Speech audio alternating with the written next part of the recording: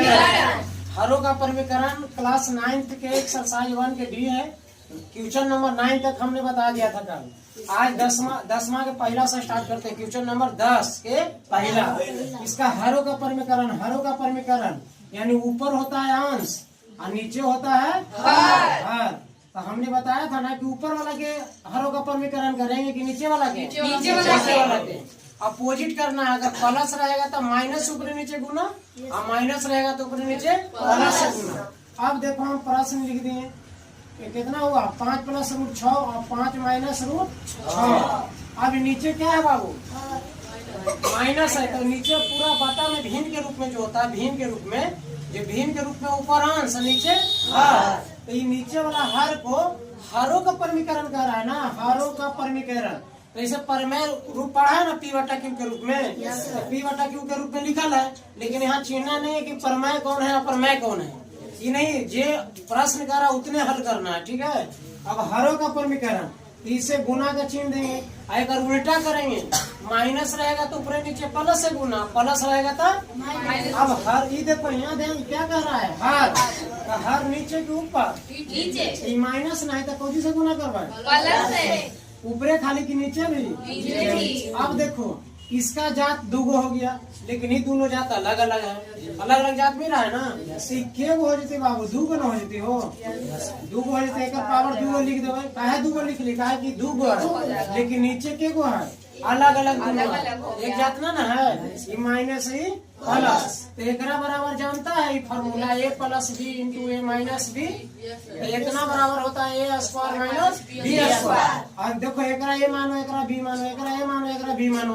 तो ई रूप में तो प्रश्न है ये लाना का रूप में ई रूप में छोटा रूप में। तो 5 का स्क्वायर कर दो, कोई दिक्कत नहीं सर।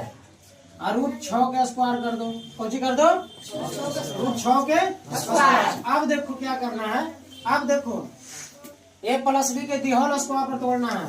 तो A + B के दी होल स्क्वायर बराबर फॉर्मूला होता है A² + B² होता है ना। Yes sir. एकरा A मानो इसका B मानो। अब देखो ई रूप में है ये प्रश्न देखो तो, लेकिन लाना है ई रूप में।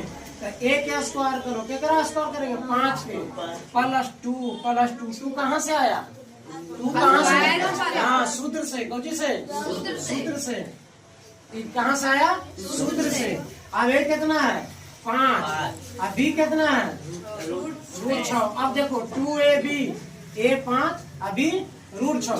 फिर क्या कर रहा हूँ B² तो B कितना है √6।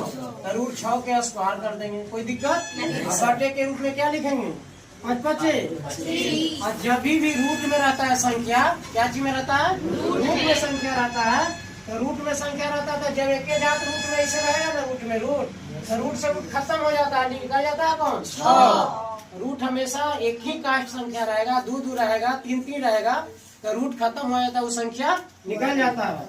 अब देखो ये संख्या निकल जाएगा तो कितना निकलेगा रूट खत्म तो कितना 6 कितना हो जाएगा 6।